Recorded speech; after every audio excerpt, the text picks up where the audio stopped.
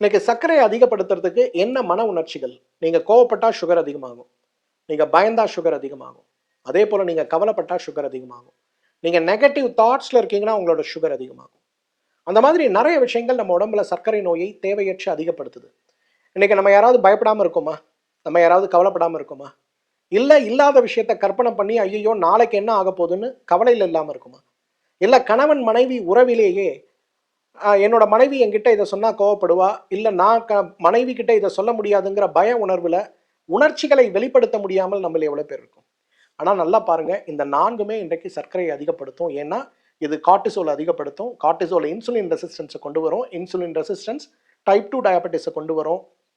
கன்டினியூடா நீங்க இத பண்ணிட்டே இருக்கீங்கன்னா, நிச்சயமா உங்களோட சுகர் அதிகமாகும். அதனால உங்களோட சர்க்கரை நோயை குறைக்கணும்னா, முதல்ல பயம், கோபம், எதிர்மறை எண்ணங்கள், அதைவிட முக்கியமாக உணர்ச்சிகளை வெளிப்படுத்தாமல் இருக்கக்கூடிய நிகழ்வுகளை மாற்ற முடியுமா பாருங்க.